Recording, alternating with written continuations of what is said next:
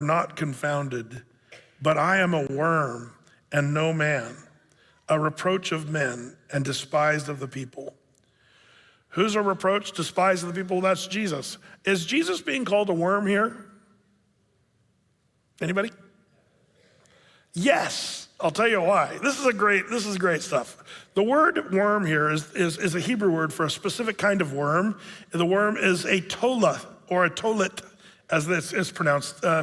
Like another, pronunciation is like tola with a th, which is like a T sound. Tolat. It's a scientific name, Coccus ilicis.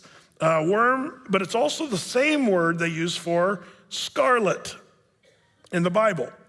Why is it a worm or a scarlet, and why is it the same? The answer, because they made their scarlet from this worm. This is a really kind of amazing thing. They crushed these little worms. They'd go gather them up in the Middle East, crush them, and make red dye out of the worms that had been crushed. And it was used for the fanciest of garments, the red dye that would come from these worms. Now these are kind of interesting pictures and stuff, and they're in different phases of its. Here's the story of these worms is kind of amazing. When Jesus, from the Psalm 22 perspective, I am a worm and no man, a reproach of men, despised of the people. What's this tolith worm or Coccus ilicis? You can look this up. What it does is the mother worm climbs up onto a branch or a tree or a leaf, and like a butterfly, attaches itself, like a butterfly and a chrysalis, attaches itself to the branch or the tree. But then what happens is the mother worm gives birth to its little baby worms, and the mother dies in the birthing process.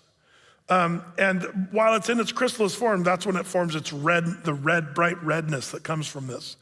And this tree with the red stain on it is like an example where one of these kind of worms would be leaving a big red spot.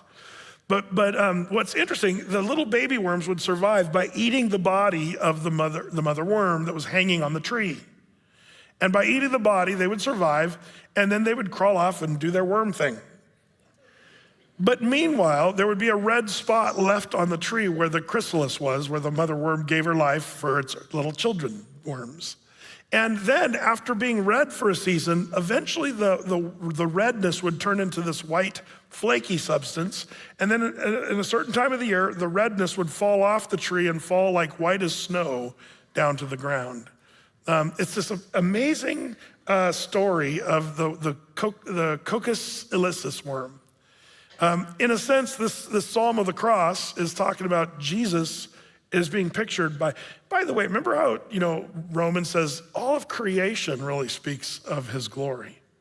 I wonder how much we're missing, like about all of creation, the stuff that we see in all of creation that points to Jesus and his awesome power and what he's done.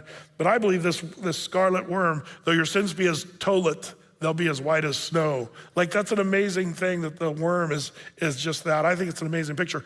Well, Brett, I don't know if Psalm 22, just from a worm, you can make this the Psalm of the Cross. Oh, well, let's keep looking.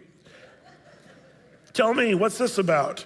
Verse 7, all they that see me laugh me to scorn. They shoot their lip and they shake their head, saying, he trusted the Lord that he would deliver him. Let him deliver him, seeing he delighted in him. Does that sound familiar? Those are the words that people yelled at him 1,000 years later after this was written.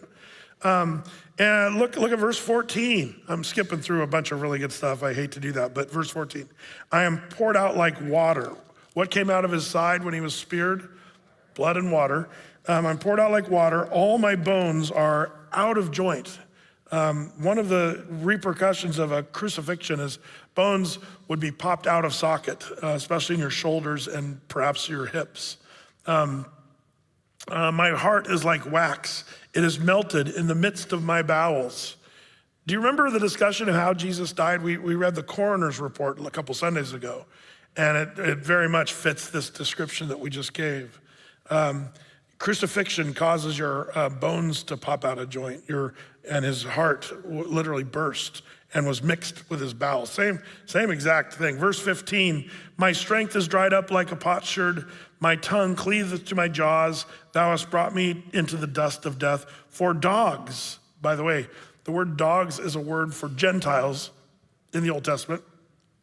For dogs have compassed me, the assembly of the wicked have enclosed me. They pierced my hands and my feet.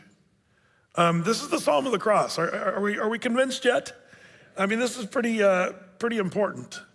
The Psalm of the Cross. They've pierced my hands and my feet. I may tell all my bones. They look and stare upon me. In other words, his bones weren't broken. He was able to tell. Remember when you were a kid and you crashed your bike and you're laying there, okay, right? Humerus. Yeah, I think we're good. Left metatarsals, like you kind of do an inventory of your bones to see if you are. That's what's happening here is the idea. But on and on, we could talk about this. Verse 24, for he hath not despised nor abhorred the affliction of the afflicted. I mean, all this stuff fits perfectly with the cross of Jesus. Psalm 22 is powerful. Again, if you haven't studied that, it's worth a study. You can go back and load that from our website if you want.